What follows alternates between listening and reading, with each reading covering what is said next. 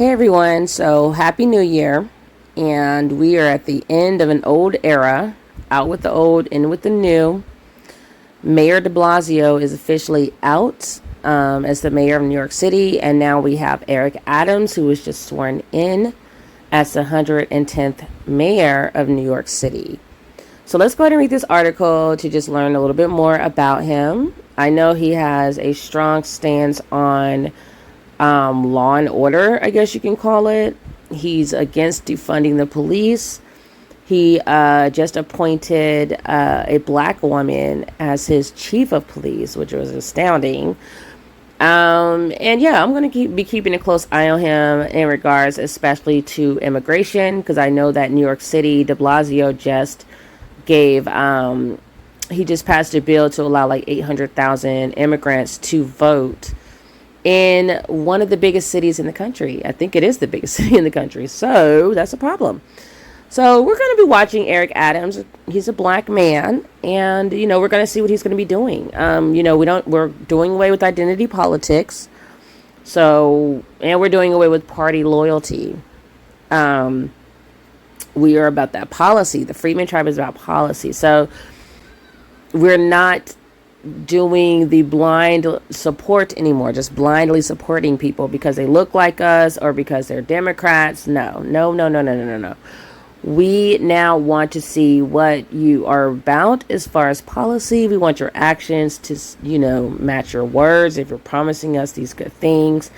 And we want tangibles, and we know exactly what we want as the Freedman Tribe. So let me go ahead and jump into this. Oh, this is interesting. So let me jump into this article. I already see he's a retired cop, so that explains a lot about why he is pro-blue, backing the blue and the police force. And I think that's why he got voted in. I think de Blasio was more leaning towards defunding the police, and people weren't loving that. And they, from what I could tell and what I saw and read, they hated de Blasio, the police force, so the NYPD. So let me continue. Let me go ahead and read. So Eric Adams, a retired cop and former Brooklyn Borough president, proclaimed New York is back moments after he was sworn in as the city's 110th mayor in Times Square following the New Year's Eve ball drop. The new mayor walked onto the celebration's main stage with about 20 supporters as outgoing Mayor Bill de Blasio danced to Frank Sinatra's New York, New York after he and wife Shirlane McCrae ran out the clock on 2021.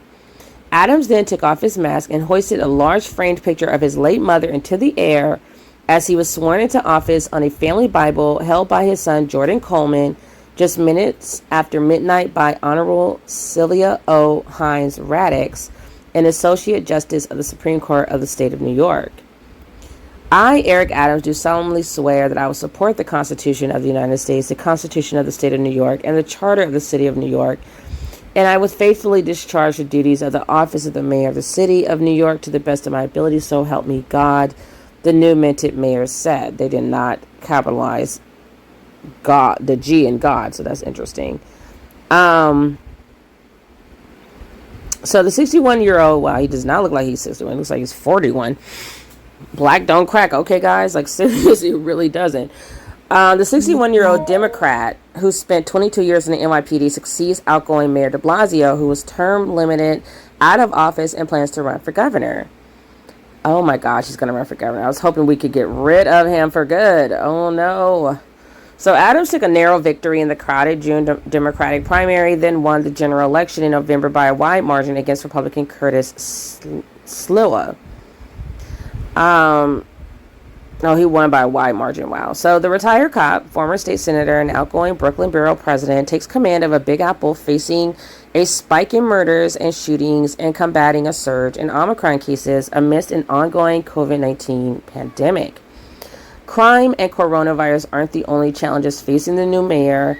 He'll also have to get control of Rikers Island, the city's notorious jail complex where 16 inmates have died this year, and has suffered from neglect as de Blasio pursued a $9 billion plan to shutter the lockup in 2027. And Adams recently set his own timeline for this spring to decide whether he'll require COVID-19 vaccinations for the city's 1 million public school students. He's vowed to trim bureaucratic fat, from the sprawling Department of Education and reinstate a gifted and talented program slashed by his predecessor. I really actually love that. But let me keep reading. So other major issues facing the new mayor include rising homelessness, record pedestrian deaths, and an unemployment rate that's double the national average. So what I wanted to say was like, okay, why I love that he's implementing or like reinstating the gifted and talented program. We used to have that in Virginia.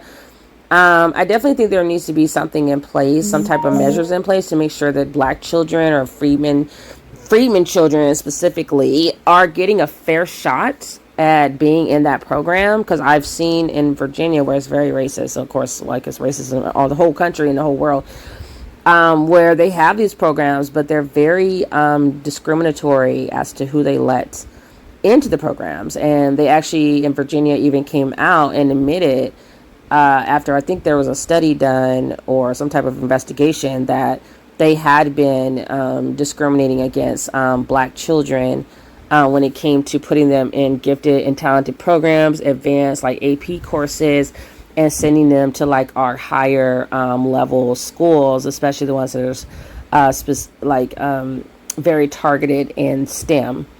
So yeah, so that's a good thing, only if it's fair and based off of merit and academics and grades and performance versus skin color. So let's continue. So an hour and a half before officially taking office, or sorry, I said skin color, but also based on, tribe as well.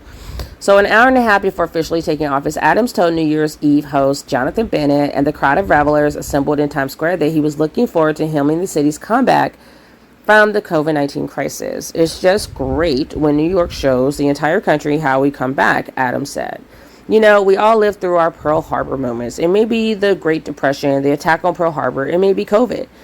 But the reality is the resiliency of our city and our country. We show the entire globe what we're made of. We're unbelievable. This is an unbelievable city. And trust me, we're ready for a major comeback because this is New York.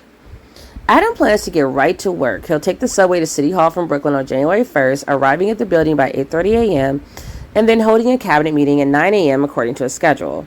Wow, he's very committed because it's like Saturday. But anyways, he is then expected to address New Yorkers, sign executive orders, lead a roll call outside the 103rd Police Precinct in Jamaica, Queens, with NYPD Commissioner Keegan Sewell, and take questions from the press. And Keegan Sewell is the new chief of police that he just recently appointed before he took office. So the location is highly symbolic for the new mayor. As teenagers, Adams and his brother were badly beaten by police officers after they were arrested for trespassing. Both later joined the NYPD to change it from the inside. So we shall see. We shall see. We're going to keep an eye. I'll keep you guys updated on Adams and just let you guys know how he's doing while he serves the people of New York City. So let me know what you guys think about this, this appointment, this election, and the fact that he won and now he's sworn in and he's ready to get right to work. Would love to hear from you guys. Leave your comments below. Make sure to like, share, subscribe, and I'll see you guys in the next video. Also want to say Happy New Year's. Take care of yourselves and each other. Peace, love, and light.